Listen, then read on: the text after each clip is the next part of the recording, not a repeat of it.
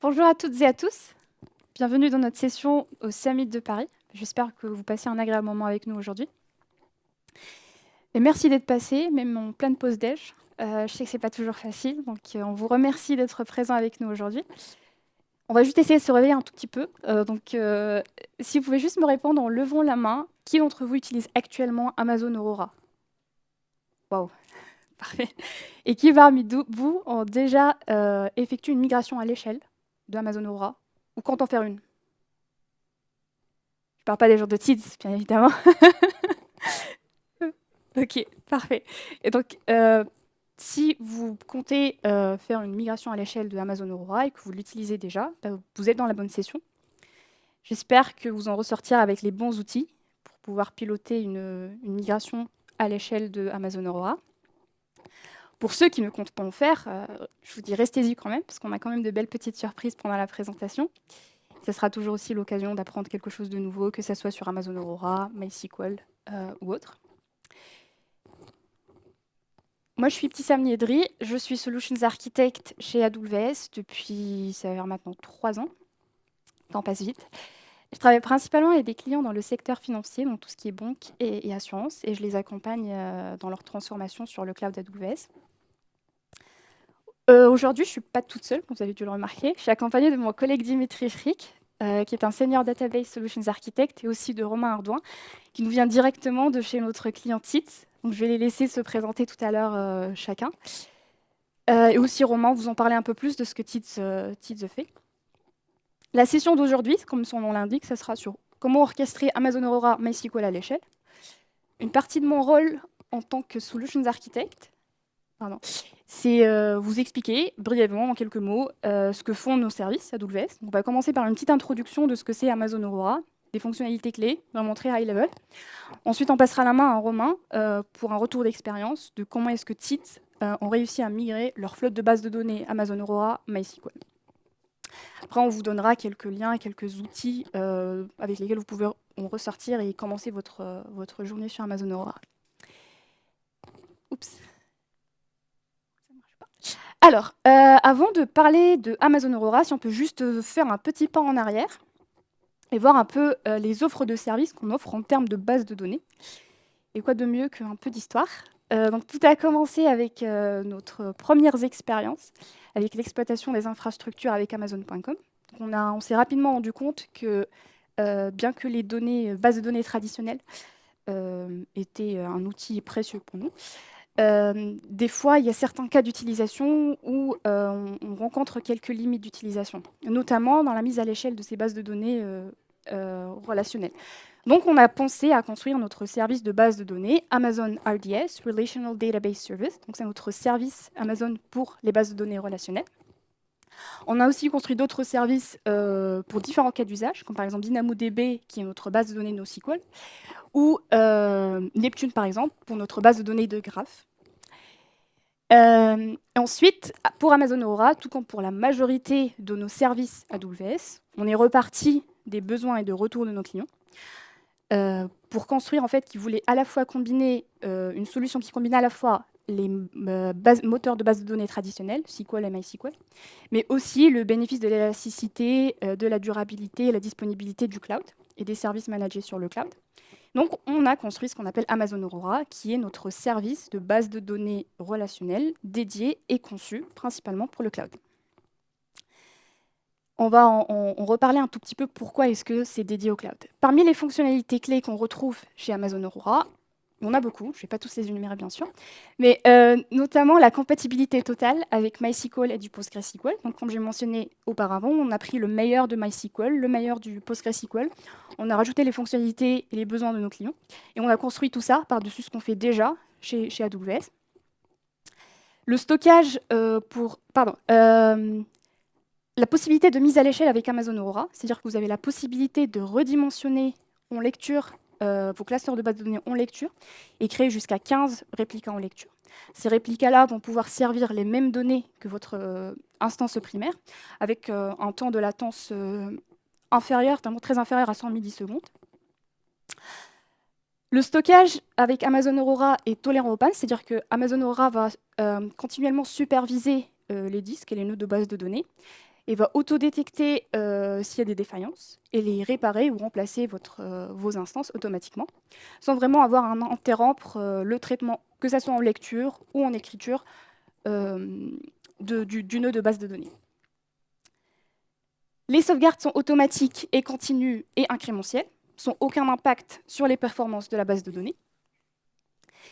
C'est aussi un service sécurisé, c'est-à-dire que les données sont chiffrées au repos et au transit.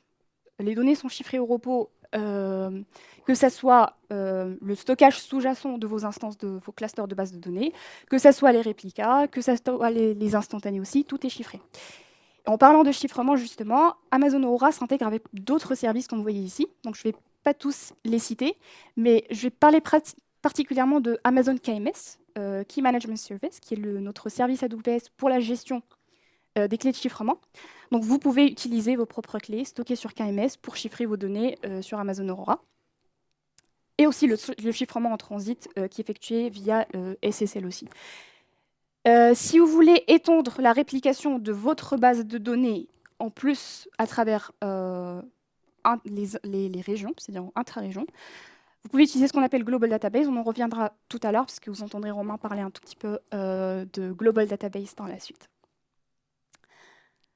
Alors, maintenant, on va zoomer et on va voir un peu ce qui se passe sous le capot en termes d'architecture de Amazon Aurora. Il faut savoir qu'avec Amazon Aurora, vos données sont répliquées. Donc, vous avez sur 3 zones de disponibilité. Une zone de disponibilité, ça va être un ensemble de data centers physiquement séparés.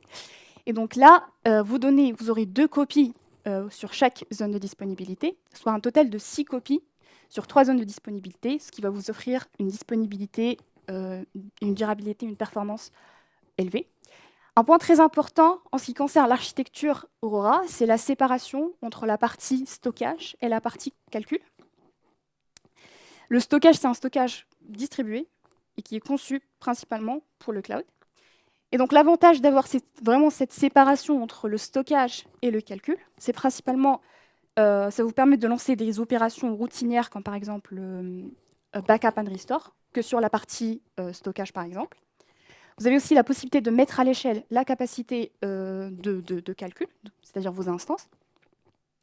Aussi, le stockage, il a une capacité de mise à l'échelle automatique, c'est-à-dire au fur et à mesure que votre volume de données augmente, le stockage sur Amazon Aurora est automatiquement mis à l'échelle jusqu'à atteindre une taille maximale qui est définie par la version de votre moteur de base de données.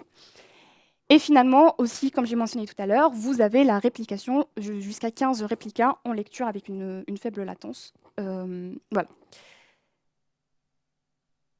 Maintenant, en termes de réplication, là, on est sur une seule région. Si vous voulez étendre sur plusieurs régions, c'est-à-dire supposons que vous servez ou votre application va servir plusieurs clients dans différentes régions, c'est-à-dire peut-être un peu en Europe, en Amérique, vous avez la possibilité d'utiliser ce qu'on appelle Aura Global Database. C'est une base de données qui va s'étendre sur plusieurs régions et va vous permettre de placer vos données en local près de vos utilisateurs. Comme ça, vos utilisateurs ils ont accès aux données avec une latence locale. Aussi, l'avantage, c'est une reprise après sinistre, c'est-à-dire que vous pouvez basculer, vous aurez une région secondaire vers laquelle vous allez basculer en cas de sinistre si l'instance principale a été impactée. Donc voilà. Donc ça, c'était brièvement ce que c'est Amazon Aurora. Je ne vais pas trop m'attarder là-dessus. Les fonctionnalités clés, il y aura forcément quelques notions que vous allez retrouver dans la suite avec Dimitri et Romain. Donc pour la suite, je vais passer la main à Dimitri. Merci Ipsam. Donc, je me présente, donc Dimitri Frick, je suis Solution Architect, je suis database spécialiste. Donc, mon rôle, c'est d'accompagner les clients sur les solutions de base de données sur AWS. Avant ça, j'ai eu une carrière de DBA, data architect, et j'étais souvent confronté à 2 situations un peu antinomiques. La première, c'est on venait me solliciter beaucoup, parce qu'il y avait des problèmes de perf dans les applications, et forcément, ça venait de la base de données. Et l'autre situation, c'était on a une base de données, mais qui a des versions un petit peu en retard. Là. Donc, c'est moi là, qui courais après les gens pour aller faire des montées de versions, aller voir les équipes produits, les développeurs. Alors, pourquoi il faut mettre à niveau sa base de données? Alors, la première chose, c'est une question de sécurité. puis on le voit en ce moment, il faut être, si possible, dans les dernières versions pour bénéficier de tous les correctifs qu'on peut avoir. Être à jour, ça reste une bonne pratique en termes de sécurité, et la sécurité, c'est un boulot de tous les jours. L'autre point aussi, c'est essayer de rester le plus loin possible des versions en fin de vie et de ne pas être pris au pied du mur à devoir upgrader sa base de données en vitesse. Après, il y a d'autres aspects aussi, de pouvoir bénéficier des améliorations de chaque version. Donc, sur MySQL, on verra chaque version apporte son lot de fonctionnalités, son lot de nouveautés, et pouvoir bénéficier de ces fonctionnalités, que ce soit pour les développeurs, mais aussi sur des questions de disponibilité ou de performance. Côté Aurora, Aurora vient aussi en fait avec son lot de nouvelles fonctionnalités. Donc si vous voulez bénéficier des dernières fonctionnalités d'Aurora, il faudra être dans la dernière version. Si on fait un petit peu l'historique des versions d'Aurora MySQL, Aurora a été annoncé au re:Event en 2014. Donc à la fin de l'année, ça fera 10 ans. Et aujourd'hui, on a deux versions d'Aurora, Aurora 2 et Aurora 3, sachant que Aurora 1 a été déprécié. Et donc, comme je le disais, en fait, chaque version d'Aurora est venue avec son lot de nouvelles fonctionnalités. Donc, on a eu Aurora Serverless, pour vous éviter de faire de la gestion de capacité, donc avec de la mise à l'échelle automatique. On a eu le Zero Downtime Patching pour le patching de versions mineures de façon transparente. On a eu aussi le déploiement Blue-Green, j'en parlerai un peu plus.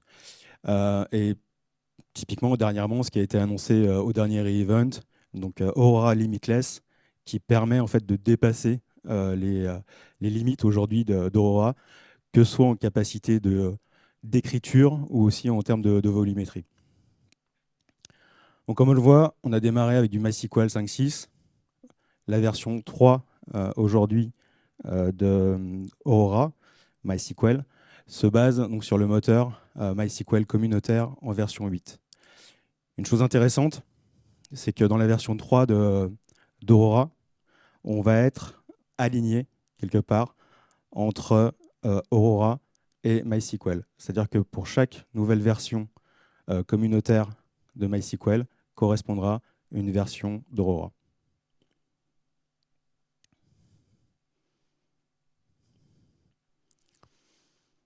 Donc Aurora 3 se basant sur MySQL 8 pour la version MySQL d'Aurora, on va retrouver donc toutes les nouvelles fonctionnalités ou toutes les améliorations qui ont été apportées à MySQL 8.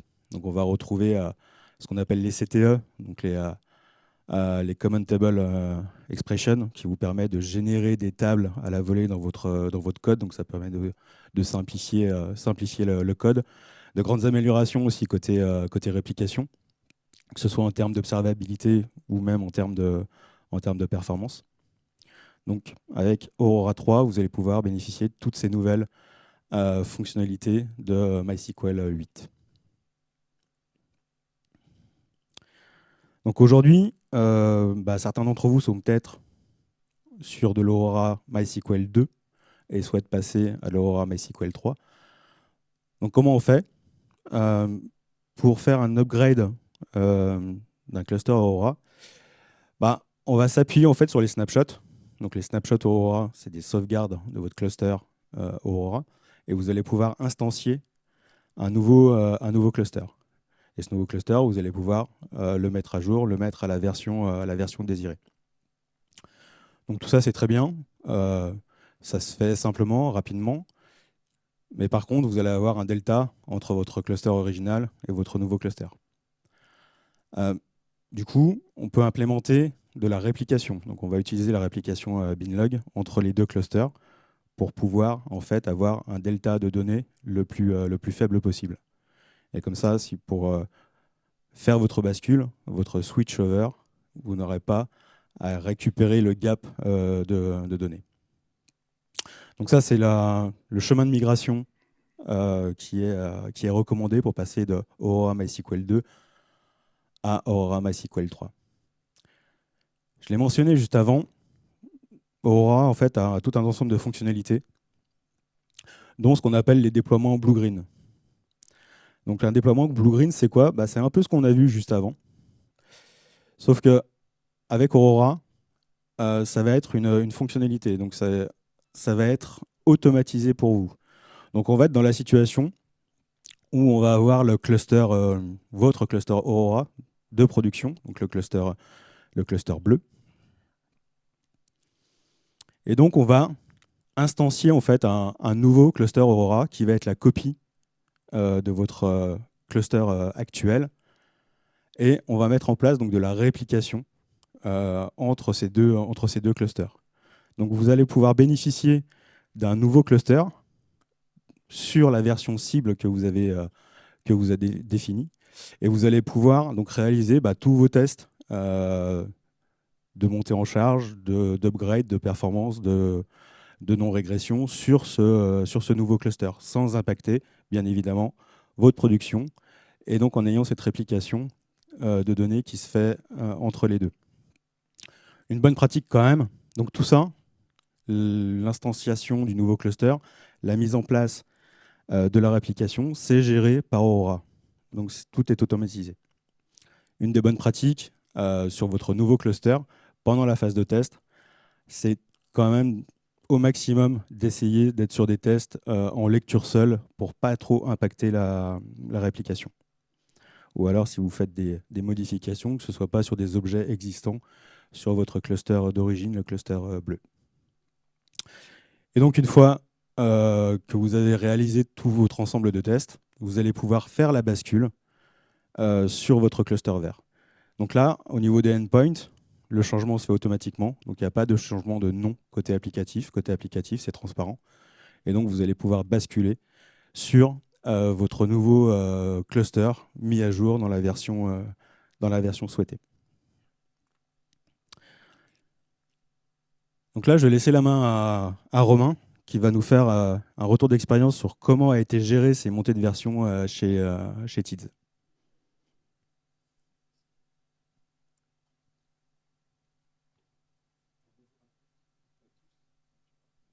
Ça marche pas. Ça marche? Ok. Bonjour à toutes et à tous. Alors avant d'entrer dans le vif du sujet, je vais vous donner du contexte en vous expliquant ce qu'on fait chez TIDS. Alors TIDS, c'est une entreprise de l'adtech spécialisée dans la publicité vidéo en ligne. Concrètement, c'est une plateforme qui permet aux plus grands médias du monde, comme Forbes, de monétiser leur contenu. Et ça permet également aux grandes marques, comme Samsung, de toucher jusqu'à 2 milliards d'utilisateurs par mois. Alors rappelons que la publicité, ça permet d'accéder gratuitement à du contenu de qualité. Il y a une garantie brand safe chez TIDS, c'est-à-dire, par exemple, qu'on ne va pas diffuser une publicité pour une compagnie aérienne dans un article qui parlerait d'un crash aérien. Et enfin, et oui, c'est important, enfin, TIDS a été le premier acteur de l'industrie à mettre en place une mesure de l'empreinte carbone et différents leviers pour réduire cette empreinte lorsqu'on crée une campagne de publicité. Alors, TIDS a une particularité, c'est qu'on a des publicités respectueuses de l'utilisateur. Alors je vais vous demander, si vous le voulez bien, de scanner ce QR code et vous allez vous connecter à une page de démonstration. Alors je vous invite à faire défiler l'écran doucement. Donc vous allez voir un article et une publicité qui va apparaître. Donc continuez de faire défiler. Vous allez vous apercevoir de deux choses. Premièrement, si vous continuez de défiler, la publicité disparaît. On n'impose rien à l'utilisateur. Et deuxièmement, vous voyez que la voiture tourne en fonction du défilement haut et bas. Donc ça c'est un contenu créatif, engageant. On est loin des pop-up qu'on impose à l'utilisateur. Ça, c'est un segment premium et c'est la spécialité de TIDS.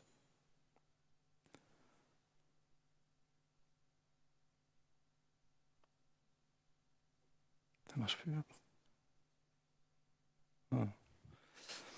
Alors quant à moi, ça fait 8 ans que je travaille chez TIDS, dans l'équipe infrastructure. Je reste disponible à la fin de la présentation si vous souhaitez parler d'Aurora, pourquoi pas de TIDS, ou comment on utilise Amazon dans d'autres cas d'usage. Et éventuellement, si vous partagez des passions communes avec moi, système distribué, guitare ou NHL. On peut rêver. Alors, les présentations sont faites.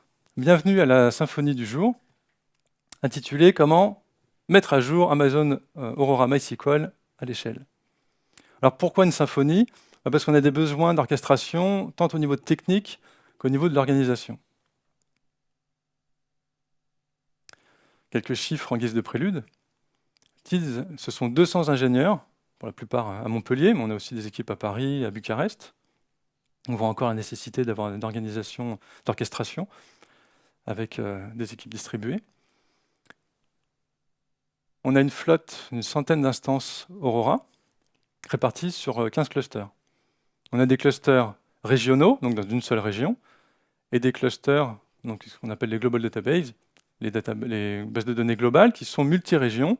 Notre région principale, celle qui répond aux lectures et aux écritures, c'est l'Europe. Et puis on a aussi des régions secondaires qui, elles, accueillent les lectures aux US et en APAC. Ça permet d'être au plus près des clients MySQL dans ces régions-là. Et ça permet aussi de distribuer la charge. En termes de workload, on a de l'OLTP, donc transactionnel classique. On a aussi du batch. Ça a son importance quand on va migrer, parce que le batch, c'est plus facile à migrer, parce qu'on peut rejouer.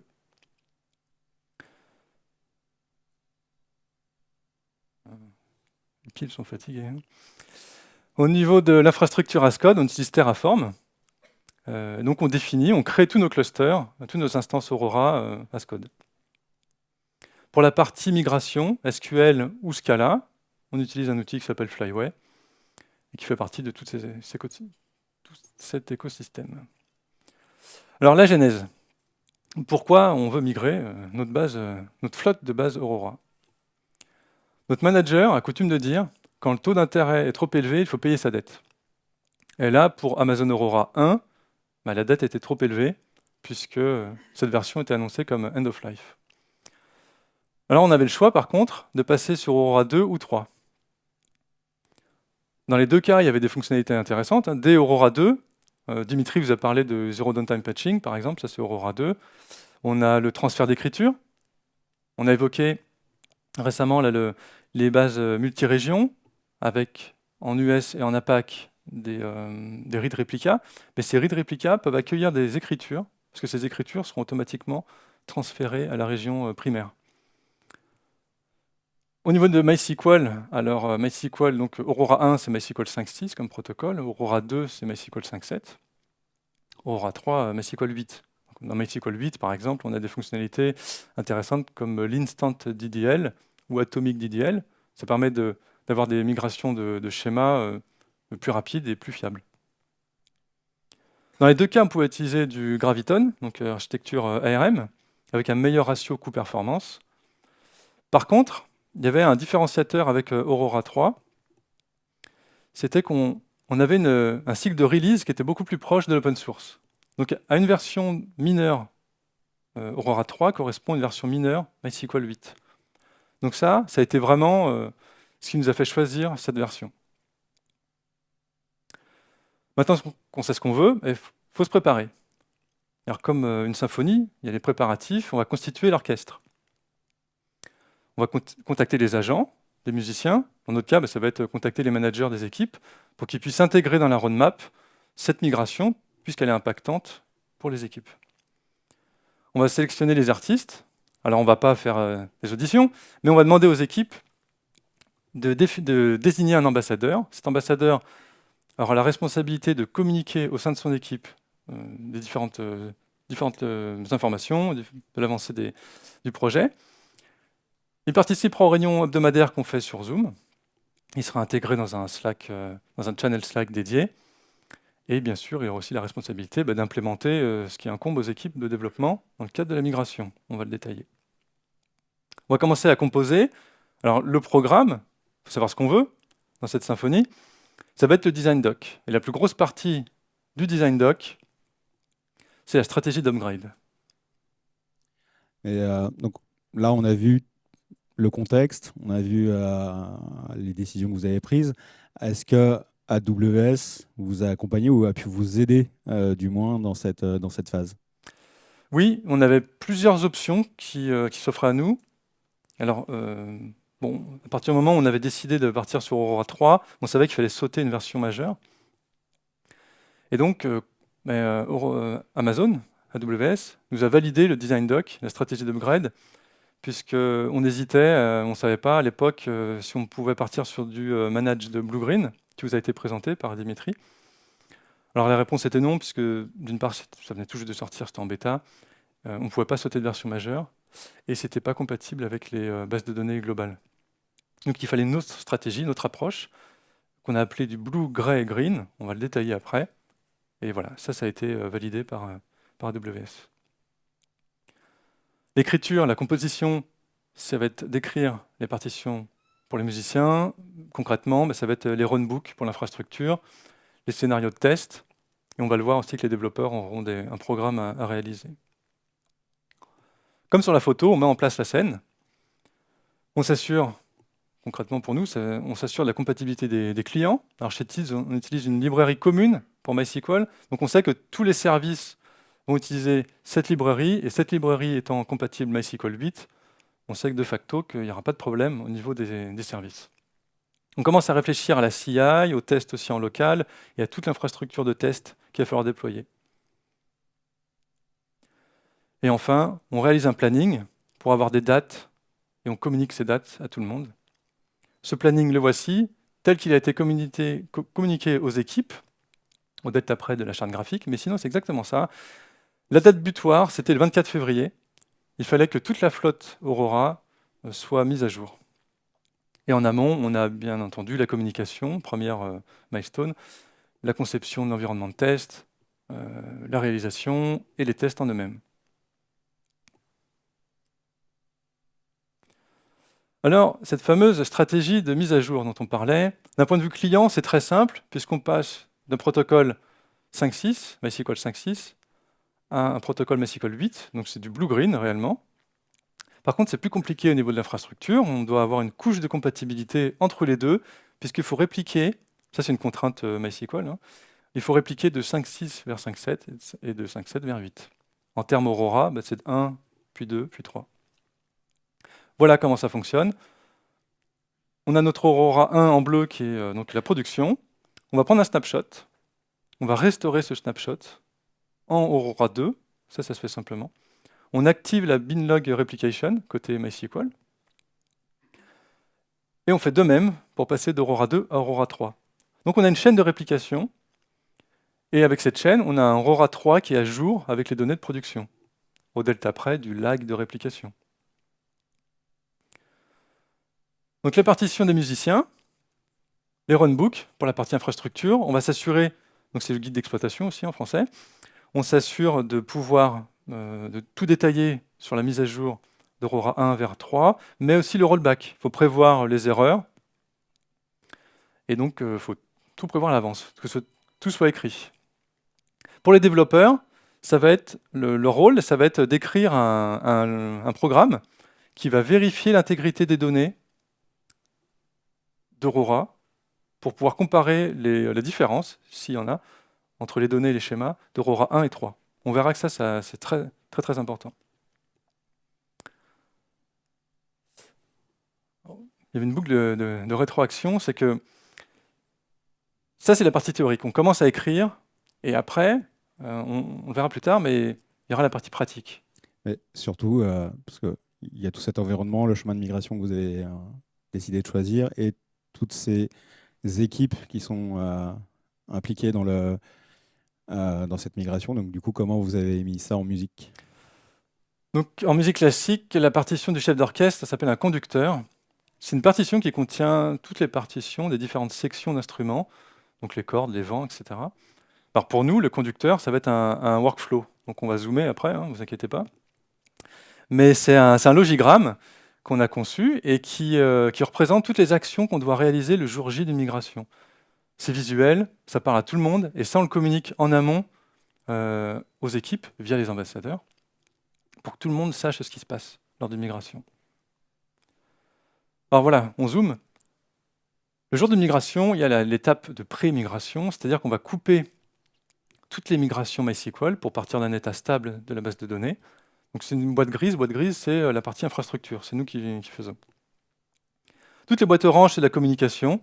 C'est donc sur Slack. On ouvre un Zoom 15 minutes avant. Dans ce Zoom, il y a l'infrastructure qui est là, mais aussi les équipes de développement qui sont responsables de leur base de données. Vient la migration, à l'heure H. On demande aux développeurs de mettre en mode maintenance leur applicatif, si ça s'applique.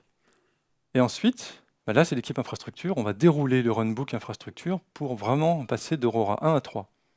Alors concrètement, ce runbook, ça consiste, dans la grande ligne, à migrer tout d'abord les lectures.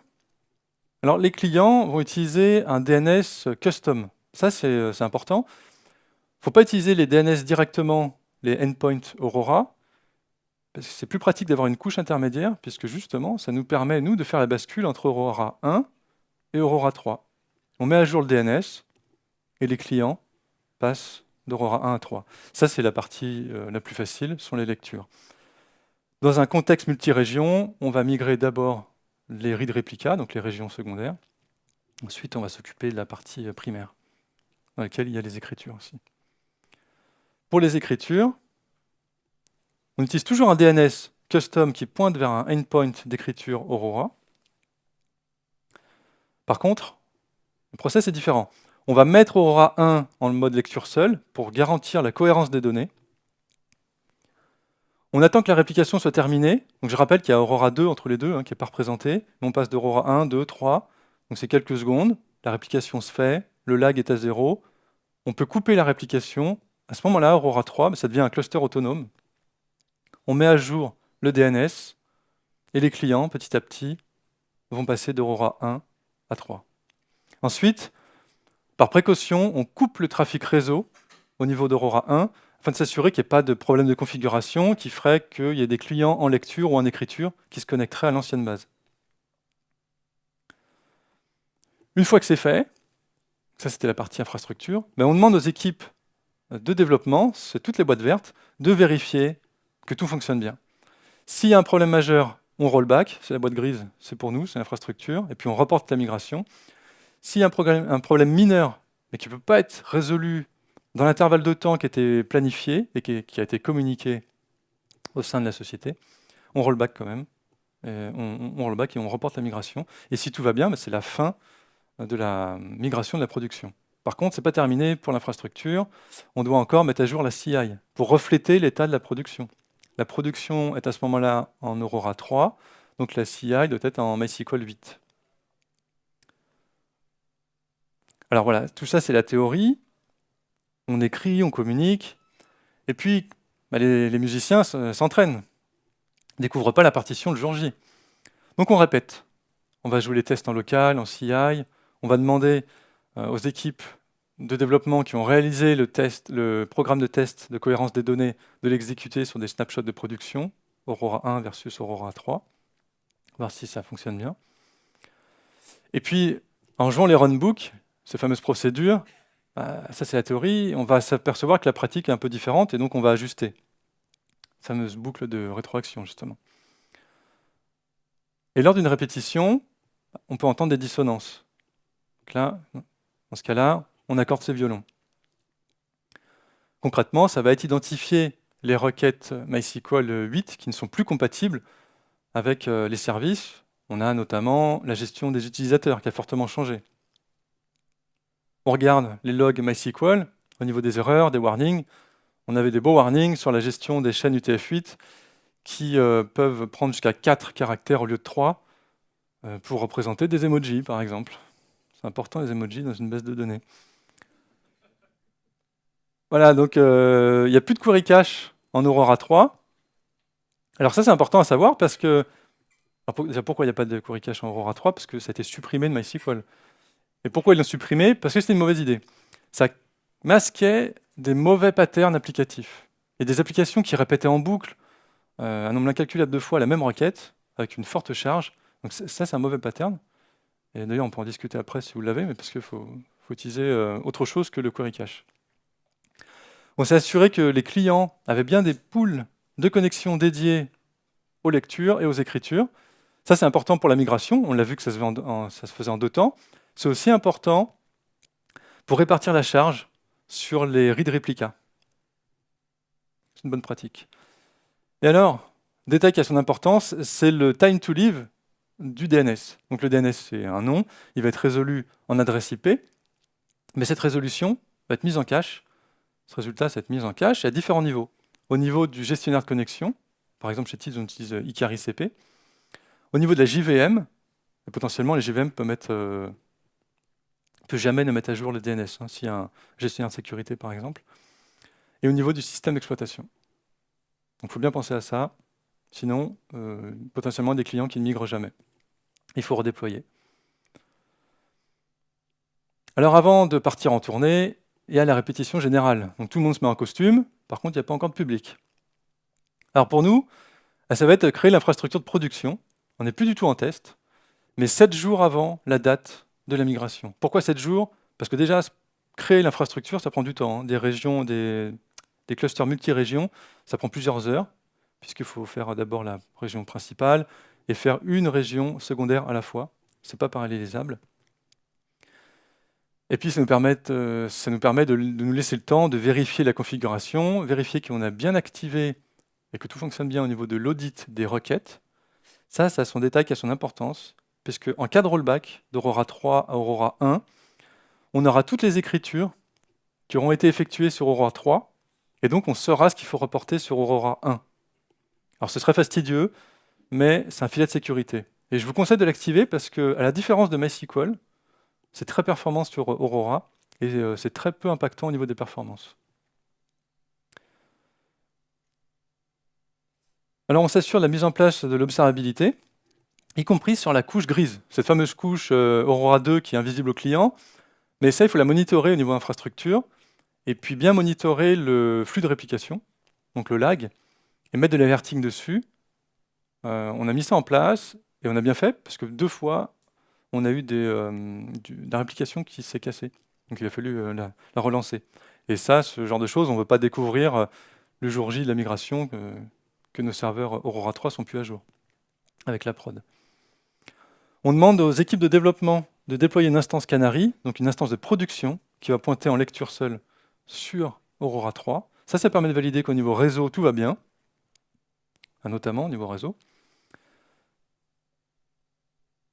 On demande aux équipes de lancer ces fameux tests de cohérence de données. Et ce coup-ci, là, on est sur de la production, c'est en live. Donc ils peuvent vraiment comparer l'état d'Aurora 1 avec Aurora 3. Et 2 jours avant la date de migration, on ajoute autant d'instances Aurora 3 qu'il y a d'instances Aurora 1. Et enfin, ça y est, c'est la tournée. Alors comme dans toute tournée, il y a une première. On va choisir la base la moins critique, une base régionale, évidemment, la moins critique. On enchaîne avec une moins critique aussi. Et puis rapidement, dans le planning, on a décidé de migrer une base multi-région, base globale, pour s'assurer que le process est bien correct, que tout fonctionne bien, et puis se laisser de la marge en cas d'ajustement. On a décidé de faire qu'une seule base critique maximum par semaine. Pareil, pour se laisser de la marge en cas de problème. Donc entre chaque migration, même si elle n'est pas critique, on laisse suffisamment de marge. Et puis on préserve ses forces, parce que c'est 1 mois et demi de migration, il faut être concentré. Le jour J d'une migration, c'est un marathon, c'est pas un sprint, donc on préserve ses forces. Alors, du coup, vous avez défini votre partition, accordé vos violons, donc du coup, pas de fausses notes, quoi. Non, il n'y a jamais de bug, il n'y a jamais de problème dans l'informatique, ça se saurait. Alors évidemment, il y a eu un imprévu, la loi de Murphy a frappé, il fallait que ce soit une base critique, mais sinon c'était pas marrant. Donc on migre notre base, tout se passe bien a priori, et tout d'un coup, on s'aperçoit qu'il y a un affichage de données qui est erroné dans une interface web. Alors on ne savait pas s'il y avait une corruption de données ou pas. On a identifié la requête en question. On a réussi à identifier que dans des versions ultérieures de MySQL, le bug n'apparaissait plus. Parce qu'en CI, on avait différentes versions de MySQL, y compris des versions plus récentes que l'équivalent Aurora 3. Vous voyez l'importance du fameux programme qui va tester la cohérence des données, parce que là, on a demandé aux développeurs de l'exécuter, ce programme. Et heureusement, on s'est aperçu que ce n'était pas un problème de corruption de données. Les données Aurora 3 étaient bien les mêmes qu'Aurora 1, en ce qui concerne ces données-là. Donc on a travaillé avec la service team Aurora, on les a prévenus, ils nous ont aidé à identifier le bug, c'est celui qui est en haut du slide. Nous, en parallèle, on a corrigé notre requête, parce que ce n'était pas une requête qui était générée par un ORM, c'était une requête manuelle, donc on a pu faire autrement, et corriger ce problème d'affichage. Et 3 semaines après, la service team Aurora a publié une nouvelle version qui incluait le patch upstream. Donc en 3 semaines, ils ont buildé une nouvelle version et lancé toute une série de tests. Alors chapeau bas parce que c'était rapide. Alors en conclusion, les ingrédients d'une symphonie réussie, des équipes à taille humaine, donc on a désigné ces fameux ambassadeurs. On faisait des rétrospectives après chaque mise à jour pour ajuster éventuellement la communication. On a communiqué de manière claire avec des schémas et récurrentes. Donc, toutes les semaines, ces fameux Zooms. Et puis, même entre chaque Zoom, on avait sur Slack des communications pour tenir informé tout le monde, tous les ambassadeurs, de l'avancement et des différentes informations. On a construit de la confiance d'un point de vue technique, c'est-à-dire qu'on s'assurait, par exemple, de la stratégie d'upgrade avec Amazon. Et puis, on a beaucoup pratiqué. On a répété ces runbooks. Les développeurs aussi ont répété leurs tests de cohérence. Donc ça, quand on est confiant, on dégage de la confiance et donc tout le monde est confiant, etc. Un cercle vertueux. On gère l'imprévisible. On sait que la loi de Murphy, elle existe, elle va frapper. Donc on prévoit suffisamment de marge pour pouvoir ajuster. Et enfin, on n'oublie pas d'impliquer Amazon dès le début du process. Il ne faut pas attendre le jour J d'une migration pour dire on va migrer toute notre flotte Aurora. Pourquoi? Parce qu'on a vu qu'au niveau théorique, ils peuvent nous aider. Et puis, quand on commence à migrer, faut s'assurer qu'il y ait bien des personnes disponibles au niveau du support. Voilà. Alors j'espère que cette symphonie vous a plu. Encore une fois, je reste à disposition après si vous souhaitez parler de tout ça ou d'autre chose. Et je rends la main à Dimitri. Merci Romain. Merci Romain et merci à TIDS pour ce retour d'expérience. C'est toujours très enrichissant. Des retours d'expérience, ça change de la théorie et il y a plein de bonnes choses à récupérer dans ce retour d'expérience. Si vous voulez aller plus loin autour d'Aurora, trouver de l'information autour d'Aurora, vous pouvez utiliser ces QR codes. Donc que ce soit sur Skill Builder, la plateforme de formation, autour de la documentation ou des différents forums. On va vous demander un petit exercice dans l'application.